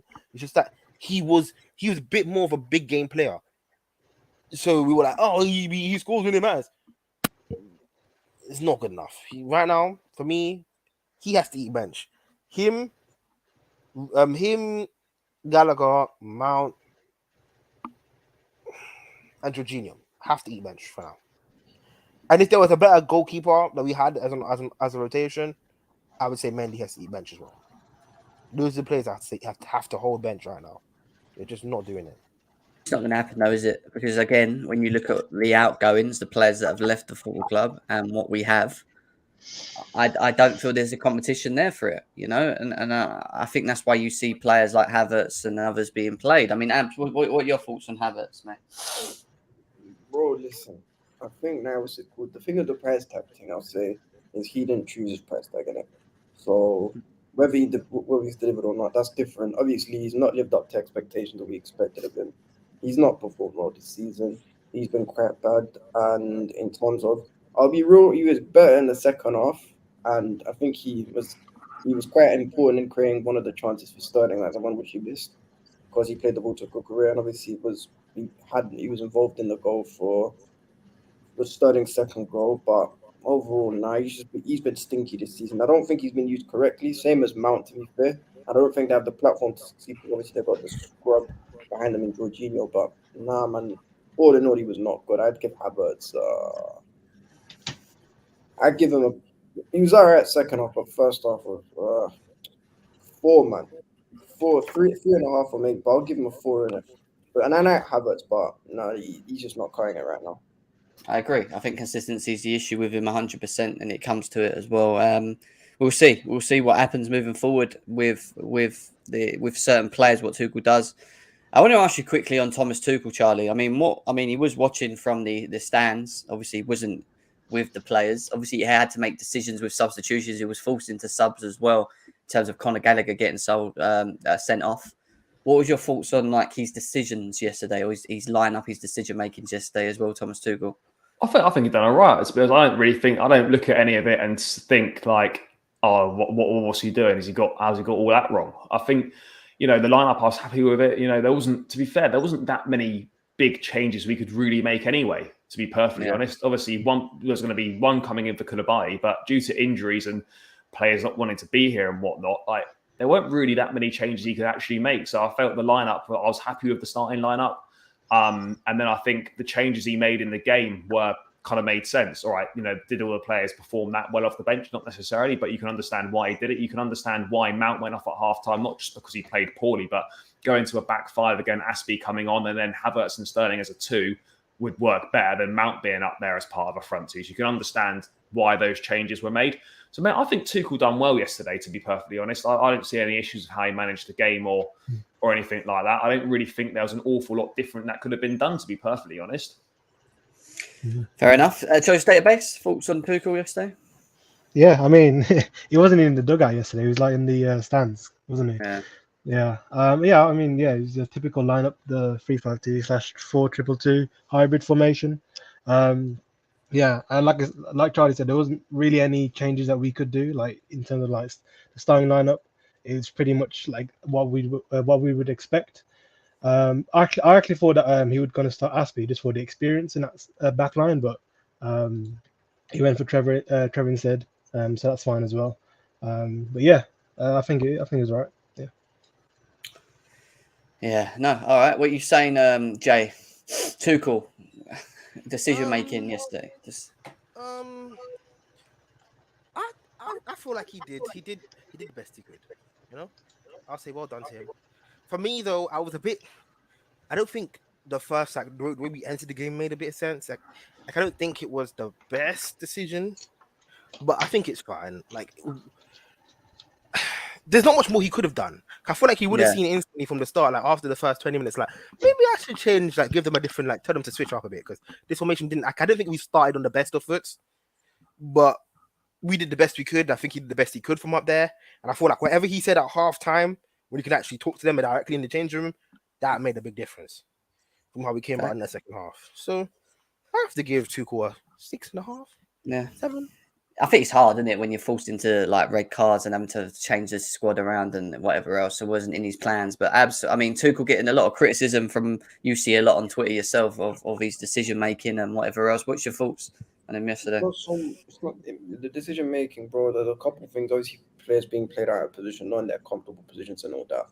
But we saw there was an issue yesterday, changing it. I was annoyed that he played Gallagher in a pivot again, because Gallagher is not a pivot player. That was where I was like, nah, man, same lineup. That's why I wasn't confident. I thought he was going to lose. But, I don't know. Listen, I'm back Tuchel in it. I want Tuchel to stay. I still think he's the right guy to take us forward. But there's just a few things where I feel like he's not been on it recently. Now, the fact that we spent £400 million in the last 5 years on attackers and only signed 2 senior midfielders, whether or not you think they're good enough, 2 senior midfielders in 5 years at Chelsea Football Club, that's not good enough.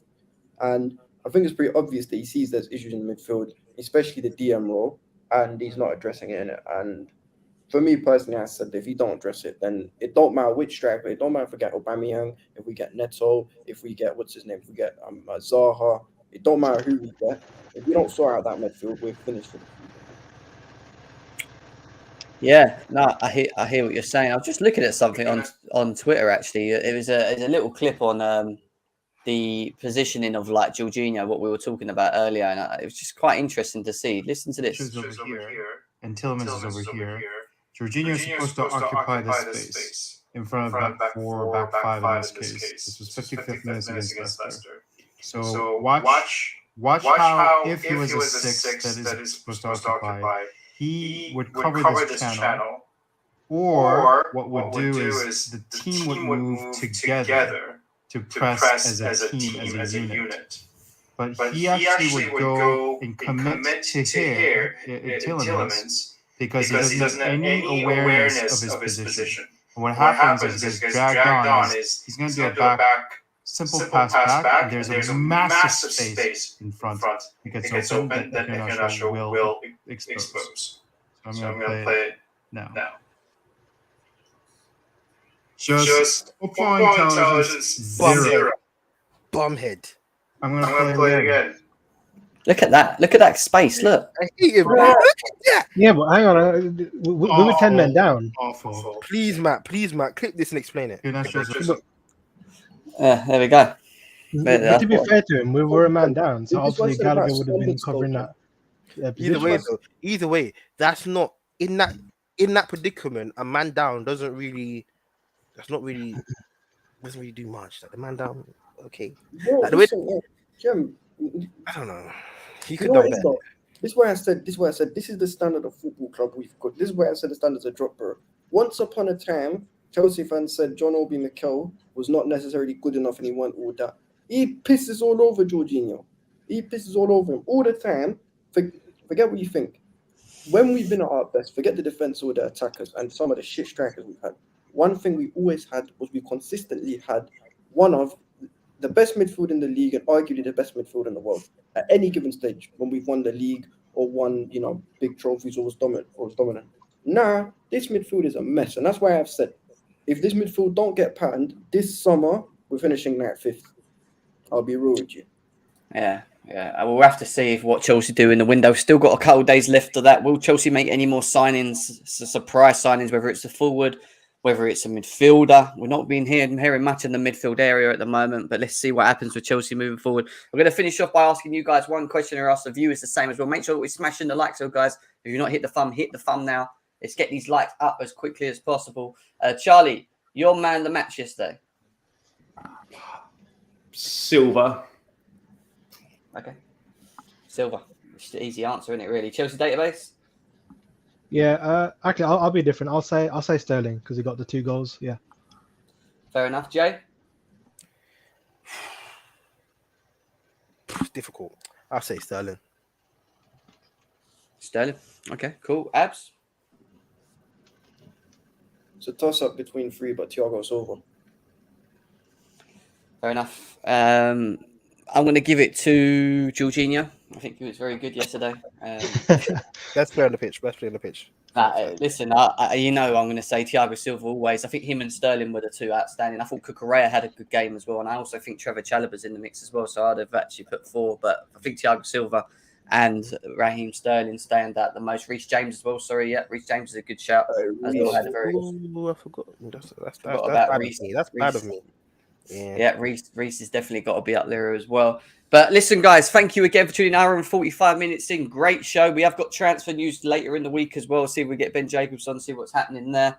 And then we've got the game on Tuesday against Southampton, haven't we? So we'll probably have to be back at some point, either tomorrow or Tuesday, for the Southampton preview as well.